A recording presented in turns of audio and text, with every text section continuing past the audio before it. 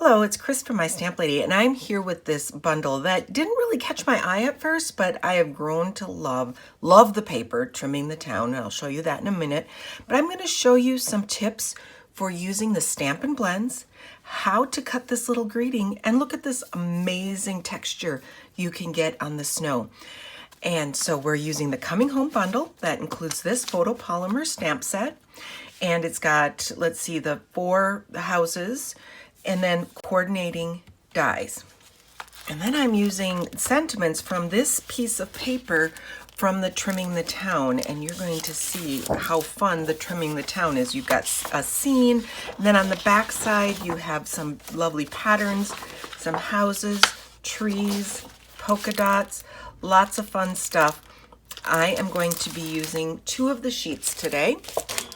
I have this sentiment sheet, or you could use it with pieces, just using it for the background, the snowflake sheet. First thing I want to do is I'm going to stamp up all of my pieces. So I have a piece of Whisper White cardstock here, and because this is a photopolymer stamp set, I have put in my Stampin' Pierce pad, and I'm using the Memento Black because I will be coloring with the Stampin' Blends. So the Stampin' Blends work best with the Memento Tuxedo Black Ink. So we're going to just take a sheet and just ink up all of those little pieces. We're making a little scene here. If I remember to leave enough space when I stamp, I can cut them all out at once. I kind of thought of that after I put the car in the house there. So we'll see if I have enough space.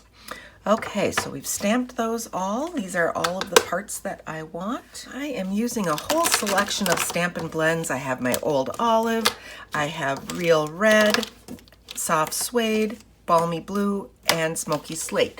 So these are the ones, I just used one of the single, these I used both of them. And I'm also using my color lifter to add a little bit of ground underneath the tree and the house and the cars. I started and I put it all down. I was like, something's missing. So I'm gonna show you how I did that. So now I'm doing some smaller areas. So I'm going to use the bullet side of my Old Olive Stampin' Blends, and I'm going to start with dark. There is also a brush side. You can use that for larger areas. Get a feel. One of the things that I've learned with Stampin' Blends is it's all about practicing.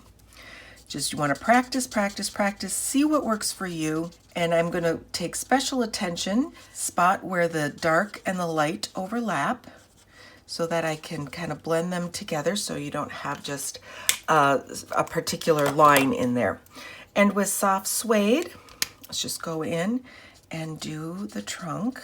While I'm at it, I'll go in and do the trunk of the larger tree. So I'm going to do my larger tree the same way I did the small tree. And you can go back and rewind that. I just used some dark at the bottom and pulled in some light. Use the bullet side again because I'm working with some fairly small images here.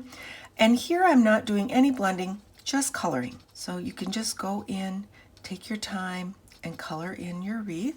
Real Red, and again the bullet side. Now I'm going to move over to the car. I'm going to do a small bit of shading in this car, and so not a lot, but I'm going to put a little depth by the fender here.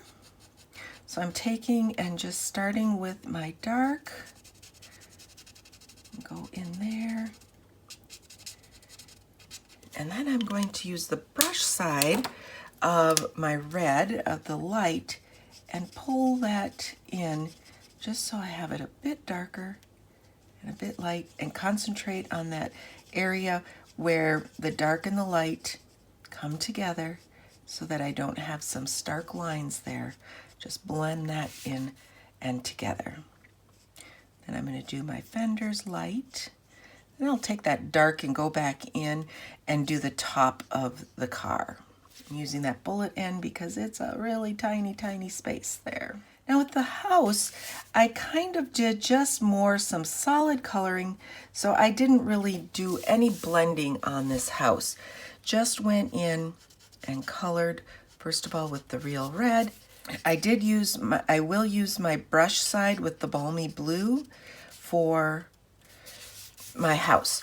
I like to start along lines here, get those edges done first so that I don't go out of my space. I will do the same thing with the smoky slate. Up here, I'm not going to add any shading here, so I'm just going to go along taking care of those edges so I don't go over. Sometimes I'll take and color the edge, then I'll go in and add and color it a little bit faster so I don't have to worry about the edge. The balmy blue, I'm going to use the bullet edge here where I have to be a little more careful up against the roof line and through the windows. But then once I get down here where it's a little more open, I can go in with my brush side and fill that in. The nice thing about the alcohol markers or the Stampin Blends is that those if you get it blended well enough, you don't get the lines where you would cross over like you would with a water-based. So I can take my brush edge. If I do have, like I do here, I had a little bit of a darker area, just go back in over that and blend where they overlap. I'm going to go ahead and finish my house, finish the tree and the cars, and then you'll see that these shapes line up right over my stamped pieces and up little, there might be enough room, but I might not want to risk it because you do not want to overlap your dies. It looks good. I would be able to probably do that in one pass. Line up all my shapes with the dies and cut them out. Okay, I've got those all colored. I've got them die cut, so I'm going to set those just right up here to the top. I am going to use the snow feature or the one with the trees. There is also one here where you can cut a landscape without the trees, but I am going to use the one with the trees. I did line it up so that I've cut fairly close to the top here of my piece. I noticed that it was kind of flat once I put it all together, and then I saw this idea where somebody had put it inside of the Old World folder, and it adds just a really nice texture that gives a little bit of dimension to your snow and not have it just flat. The Old World folder is one of our 3D folders, so you do want the plate 4 and the plate 1 for that. So now I have some fun texture in there. Okay, so let's put this down on my piece of paper. I'm just going to use my Stampin' Seal and grab a few mini glue dots and put those behind.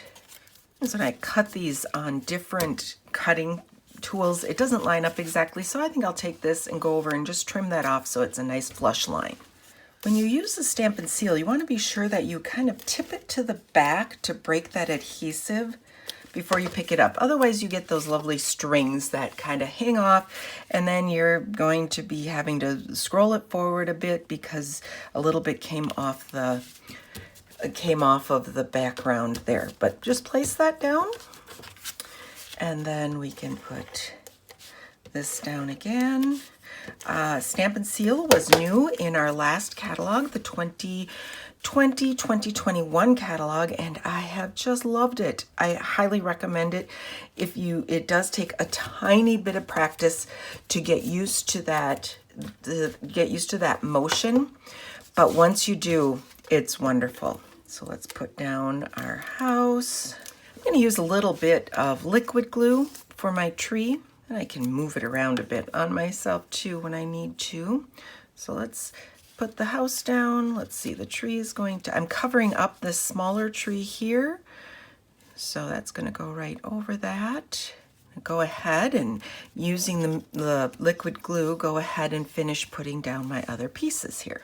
The Take a Pick tool is an excellent tool for picking up these pieces that I already have the glue on and need some help with that. Hauling home his Christmas tree there. So this is what I got to, and I thought, wow, it just looks a little flat.